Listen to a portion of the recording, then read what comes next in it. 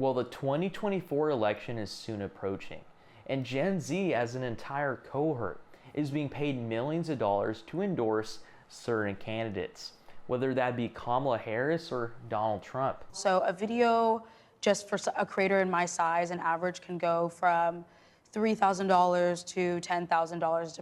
Now, on the surface, this may not be the worst thing, right? Well, that's where I think that's wrong. By the end of this video, you're gonna see the horrifying consequences of just how influencers telling us who to vote for can really have a negative impact on our entire society and our country. For this, I really want to focus on three different aspects here. The first being bias echo chambers, and then social and political polarization, and finally, the gender divide. Social media feeds are now a battleground in the race for the White House. And in this space, Democrats have deployed influencers to win over voters online. First, let's dive into bias echo chambers. This is basically when your entire feed on your social media is specifically tailored to you. It basically creates a false impression on the world just based on the lens and all the type of content that you're viewing. This echo chamber can either be from the left or the right. But if you're just consuming that left or right content and nothing more, just one side, it's really gonna warp your perspective on the world, and it's really gonna drive your decision making and who you're voting for. And where influencers come in here is that your feed has these influencers. And whether you're listening to makeup influencers or people that make videos on cars, if they come out and make a video and they endorse a certain candidate, you're way more likely to vote on that specific person that they endorse solely based on the emotional appeal and the emotional attachment that you have with that influencer. Without doing any of your own research, this is likely going to make you vote for that candidate. I mean, that's how endorsements work. But in my opinion here, I think we're entering a very slippery slope. Many people, many young people, are solely going to base their voting decision and voting patterns on their inner circles, on their echo chambers, on those influencers that are telling them to vote for specific policies or specific candidates, whether it be Trump or Kamala Harris. And that is likely going to drive a huge portion of Gen Z. That's going to drive a huge voter block, just these influencers. Now, this is something that we've never really seen in the history of our country. We've never seen endorsements to this scale. These endorsements are directly targeting specific people that each candidate wants to. With the power of data and algorithms, we're able to target those specific people. Back then, people relied on boring endorsements on the newspaper or on radio or on broadcast television. It was something that was very slow. It wasn't tailored to a specific demographic, really. I mean, they could get close, but not like how they do it with algorithms. This is where I think it kind of creates a very interesting situation, and it's something that we need to really take note of in the future. These influencers are now going to hold even more influence. They're going to hold even more power on the trajectory of our society. Whether you believe that's for the good or for the bad, I'll let you decide that. But here's the facts. In 2019, a Morning Consult report noted that 72% of Gen Zers and millennials trusted influencers more than politicians or even celebrities. And another fact for you. A 2021 study from Pew Research found that 48% of US adults said they found and got their news from social media. The point here that I want to make is social media influencers make their money off brand deals. They make their money off endorsements, whether it be a product or in this case, a person. There is a huge moral divide there if you think about it. I mean, you have an influencer who has millions and millions of followers. They're then going to broadcast who they're going to vote for to those millions and millions of followers. You see how this could really become a gray area, a slippery slope? That's exactly what I think we're going to see, and it's going to contribute to a lot of problems in the future, in my opinion. Whereas previous generations, like we talked about, got basically all their news and all their endorsements from traditional media outlets, we're now having an algorithm led by influencers that are being paid by outside sources to basically tell the younger generation who to vote for. And the difference here between traditional media and influencers doing it is the emotional attachment that younger audience members, that younger viewers have with their social media influencers. If that influencer comes out and says, I'm going to vote for this person, and they're being paid by an external group, that means that their huge follower base is likely going to side with them. That huge follower base is likely not going to do their own research and go through the boring process that is looking at policies and going on political candidates' websites and watching all the interviews and whatnot. This is where I think we could have a huge problem in the future. A lack of political awareness and a lack of political education, if you will, amongst the younger generation. In this case, most likely it will be Gen Z and eventually Gen Alpha. And this brings us to our next point. Echo chambers and this bias is then going to create more increased social and political polarization, which we've seen skyrocket over the past 10 years. And it's especially going to grow like a wildfire among younger generations like Gen Z. We know that Gen Z is constantly on social media more and more. And the fact that social media influencers are being paid thousands of dollars to endorse a specific candidate is only going to increase that political polarization even more. It's going to completely erode the trust, and it's going to erode the debate between both sides of the aisle. That is something that I think is very damaging to the country in the long term. When you have these social media influencers that, are doing anything from makeup or playing video games, they really don't have any place to tell us who to vote for on a political basis, in my opinion. They could lack the education and they could lack the foresight to basically know what exactly is going on. Them just being paid $15,000 to make a video to their millions of followers, hey, vote for this person, with not much context but a script that is given by that party or that group, that could create a lot of misinformation, and it can create kind of like this emotional manipulation, if you will, to their audience. The audience is going to think that, oh wow, that was very genuine that you came out and said this.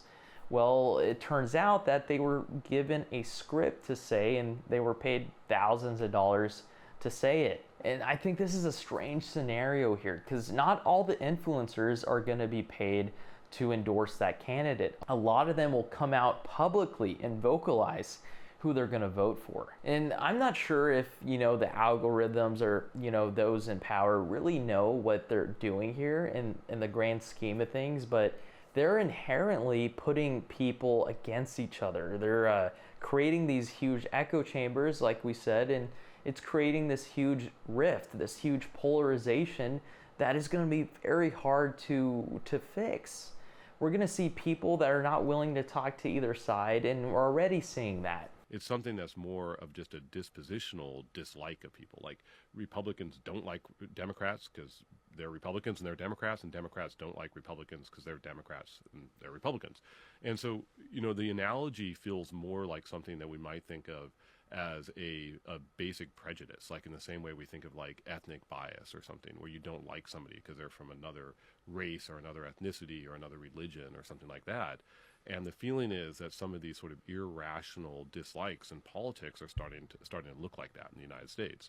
People are attacking each other on social media for their views, going back and forth, and that's something that I think is very toxic for the entire premise of democracy and the political process in general. And when you have these influencers that bring up politics in their non-political spheres, it's going to create a lot of separation. I suppose that all celebrities and influencers are entitled to their opinions, and they can come out and publicly say who they're going to vote for, but it's going to have a huge impact that is not even political at that point. It's going to create a huge disconnect, and it's going to create a huge a rift between their listeners or their followers. You're going to have a lot of people that are going to side with their favorite influencers without doing the needed research of those candidates. But we know for a fact that Gen Z and younger generations have a lower attention span. So they're basically being spoon-fed who to vote for and the policies that they should focus on. To me, that is very dangerous. We're entering a very dangerous territory here, where we have sort of declining societal participation in certain processes. And these influencers oversimplify the political debate. They basically just put one issue out there a lot of times. And all these issues, polarization and biases and echo chambers, we all put those together and it creates this huge gender divide, which I think could be the probably greatest consequence of influencers and this already polarization that we're seeing today. The gender divide among men and women on who they're voting for has never been greater. This is likely to be a historic election where we see the greatest gender divide in terms of voting that we've ever seen in the history of the nation. And now it doesn't help that we've seen a lot of male influencers come out and say who they're going to vote for. We've seen a lot of female influencers do the same. Now, the thing is that these influencers unproportionally have one side of the aisle here. We were seeing a lot of these male influencers be, pro-Trump or pro-Republican. We're seeing a lot of these female influencers being a lot of pro-Kamala Harris. So it means that we have kind of like a battle here of two sides. So we're kind of at a weird crossroads here, where pop culture is basically dictating who the younger generation is going to vote for. Just let that sink in for a minute. Not really policies, not really research. It's basically who you're listening to on TikTok and Instagram and on podcasts. That's going to decide on who younger voters are going to vote for. If you listen to Jake Paul, if you listen to Aiden Ross, for example, those are male influencers that are come publicly and said they're going to vote for Trump. And mostly their entire audience is male. Okay, well, if their audience is male, they're most likely going to follow them and they're just going to vote for that side. And on the other side, for women, you have a lot of mega stars like Taylor Swift, Meg the Stallion, as well as Addison Rae and Alex Cooper. These are people that have millions and tens of millions of followers that listen to them, and most of their audience is female. Most of their audience are younger women. This is going to create a situation where all these male influencers are going to go one way and the female influencers are going to go the other. Let that sink in for a minute. That means an entire gender is going to vote based on who they're listening to and based on who they follow. And it's likely going to be that way. I think both political parties are starting to know just how powerful it is to get these influencers on their side. But on the other hand, I don't think they understand just how damaging it can kind of have on the entire political process and political participation on an electorate, on a society. It means that a lot of people aren't really going to do their research. They aren't going to do the work on the back end. They're just going to listen to their favorite influencer or whoever they listen to on a podcast. We already know that younger generations listen to influencers to buy products. Well, we probably can make the same assumption that if their influencers are telling them to vote for a specific person, that they're likely going to do that too. And I'm of the opinion that these influencers don't really have the same viewpoints of the entire country.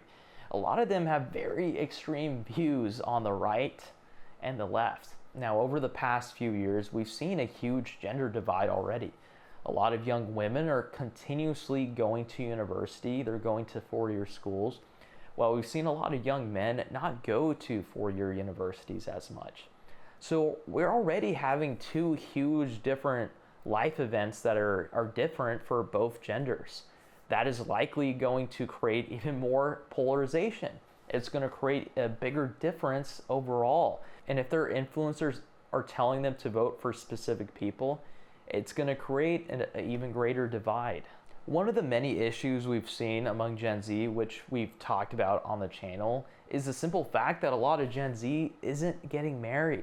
This can be attributed to the fact that Gen Z has the lowest levels of relationship status like ever, meaning a lot of Gen Z is single and they're not really going to be in a relationship.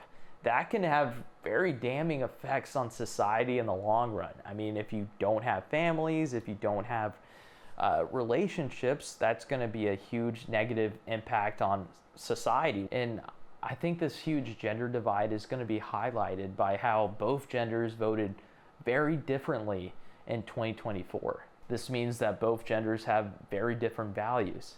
It means that both genders are likely not going to agree on a lot of the same things. It means that both genders, at the end of the day, are going to have a way harder time to be in a relationship, to buy a house, to form families, to create wealth together, to create, brand new people together. This is something that is crazy, and it's something that we're seeing unfold right before our eyes. So yeah, Gen Z influencers getting paid millions of dollars throughout the year definitely will have some more negative consequences, and some that people may not even think, like we've discussed on this video. But what do y'all think? I want to see y'all's opinions here, and I want to create a very interesting discussion in the comments section. This is a topic that isn't really talked about, but it's definitely being talked about more over the past year.